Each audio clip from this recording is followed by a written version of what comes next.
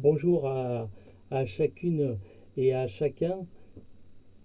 C'est toujours avec émotion, c'est toujours avec plaisir de se retrouver face à une caméra pour parler donc de la parole du Seigneur.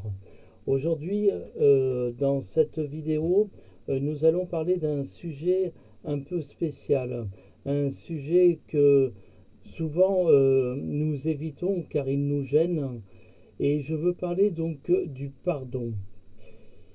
J'aimerais que nous prenions nos Bibles, du moins pour ceux qui en ont déjà une, et je profite donc de cette occasion pour te proposer la Bible gratuitement en laissant juste un commentaire et ensuite je t'en enverrai une gratuitement. Prenons nos Bibles dans l'Ancien Testament, ouvrons le livre d'Ésaïe au chapitre 55 et au verset 7. Ésaïe 55, verset 7, il est marqué que le méchant abandonne sa voie et l'homme d'iniquité ses pensées, qu'il retourne à l'Éternel qui aura pitié de lui, à notre Dieu qui ne se lasse pas de pardonner. Je voudrais te poser déjà une question. Pourquoi dois-je être pardonné alors que je n'ai rien fait de mal? Tu peux te poser la question dans ton cœur. Pourquoi je dois être pardonné alors que je n'ai rien fait de mal? Beaucoup d'entre nous pouvons nous poser cette question et en se disant, ou en étant sûr même parfois d'être sans péché, vu que je n'ai rien à ne me reprocher. Si je connais, comme beaucoup d'entre nous, les 10 commandements, je peux m'en servir en disant, mais je ne pêche pas, puisque je ne vole pas, je ne tue pas, j'ai une vie parfaite. Donc, pourquoi je dois être pardonné? Admettons, allez, je l'admets, si je pêche, ce n'est que des petits péchés. Pour Dieu, il n'y a pas de petits péchés. Il n'y a que des péchés.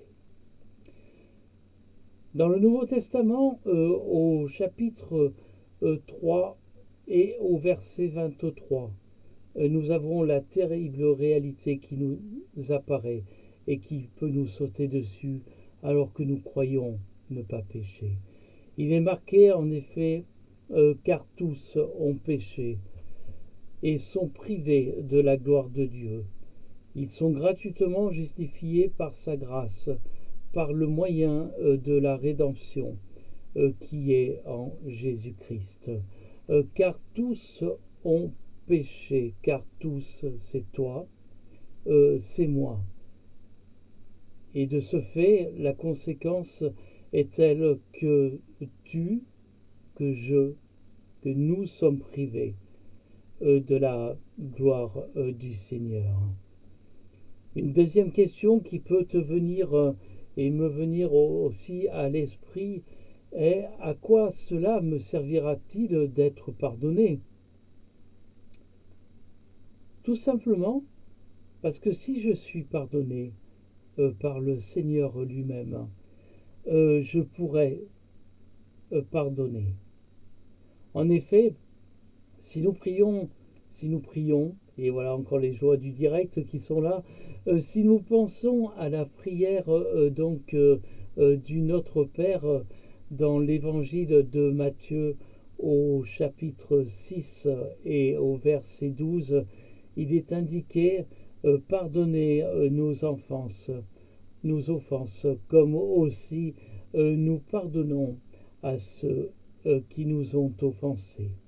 Je le répète car, comme tout verset de la parole, il est important pardonner nos offenses comme nous aussi nous pardonnons à ceux qui nous ont offensés. Pardonner aussi parce que Dieu nous pardonne et Dieu nous demande de ce fait d'être ses imitateurs. comme il est marqué dans Éphésiens 4, le verset 32 et le chapitre 5, le premier verset. Vous pardonnant réciproquement comme Dieu vous a pardonné en Christ. Devenez donc les imitateurs de Dieu, car nous savons qu'en Jésus-Christ, le Fils de Dieu, nous trouvons en lui l'avocat qui interviendra en notre faveur devant le Père. Comment être pardonné?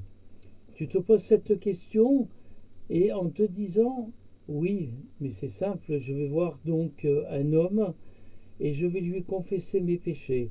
Et ensuite, stop, je te dis, et je me permets de te couper si tu as cette pensée, ces pensées. Comment être pardonné? C'est tout simplement s'adresser à Dieu en te repentant sincèrement. Que cela vienne du cœur. Ne pas dire par exemple, ok c'est bon, j'ai péché, pardonne-moi. Non. Repens-toi sincèrement. C'est une question de vie et c'est une question de mort aussi. Le pardon n'est pas anodin.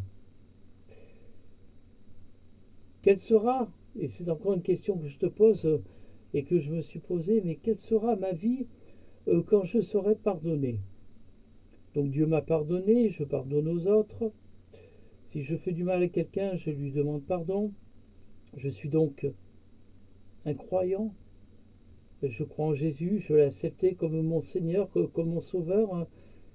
Mais quelle va être ma vie?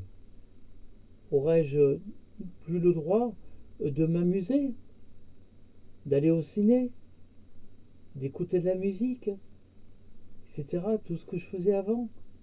Oui, tu auras le droit. Moi aussi, j'ai le droit. Par contre, il faudra que cela soit conforme à Dieu. Pour cela, je te laisse peut-être dans le flou et tu peux me demander en commentaire donc ce que je voulais dire par là, mais tu peux vivre une vie, mais par contre qui soit en réelle conformité. Entre chrétiens, nous faisons des fois des repas, nous nous amusons entre nous, mais cela reste conforme à ce que Jésus te demande de faire.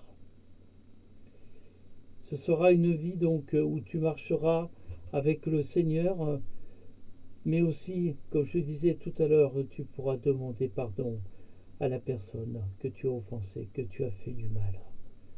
Car n'oublie pas que cela est un commandement du Seigneur de nous pardonner les uns et les autres. Une dernière question, mais qui a une importance vitale, est la suivante. Pécherai encore quand je serai chrétien? Je te dis oui, car tout homme pêche, mais aussi est né pécheur. Quand on est chrétien, par contre, Dieu qui vit donc en nous, nous fera cesser donc d'accomplir les œuvres de la chair. Et même si nous péchons, nous ne demeurons pas dans cette situation. Pour cela, je voudrais l'illustrer et pour terminer aussi par la parabole qui se trouve dans l'évangile de Jean au chapitre 8 et à partir donc du premier verset. Il s'agit de la parabole dite de la femme adultère. Jésus se rendit donc au mont des Oliviers, mais dès le matin, il revient dans le temple et tout le peuple s'approcha de lui. Il s'assit et se mit à les enseigner. Alors les spécialistes de la loi et les pharisiens amenèrent une femme surprise en train de commettre un adultère. Ils la placèrent au milieu de la foule.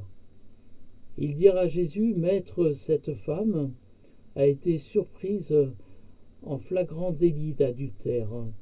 Moïse, dans la loi, nous a ordonné de lapider de telles femmes. Et toi, que dis-tu » Il disait cela pour lui tendre un piège afin de pouvoir l'accuser. Mais Jésus se baissa et se mit à écrire avec le doigt sur le sol. Comme il continuait à l'interroger, il se redressa et leur dit que celui d'entre vous qui est sans péché jette le premier la pierre contre elle. Puis il se baissa de nouveau et se remit à écrire sur le sol. Quand ils entendirent cela, accusés par leur conscience, ils se retirèrent un par un, à commencer par les plus âgés et jusqu'au dernier. Jésus resta seul avec la femme qui était là au milieu. Alors il se redressa et ne voyant plus qu'elle, il lui dit « Femme, où sont ceux qui t'accusaient ? Personne ne t'a donc condamné ?» La femme répondit « Personne, Seigneur. » Jésus lui dit « Moi non plus. Je ne te condamne pas. Vas-y et ne pêche plus. » Personne, Seigneur, lui répondit la femme. Mais Jésus donc lui dit « Moi non plus. Je ne te condamne pas, vas-y et ne pêche plus. » Je répète ce verset car il est important et je t'encourage à le lire. C'est la fin déjà de notre vidéo. Je te remercie de m'avoir écouté, ou plutôt je te remercie d'avoir écouté ce que le Seigneur avait à te dire par mon intermédiaire en tant que simple serviteur de Dieu. Je te souhaite une bonne semaine. Je te dis à bientôt et que Dieu te bénisse, que Dieu te garde, car à lui seul soit la gloire au siècle des siècles. À bientôt. Au revoir.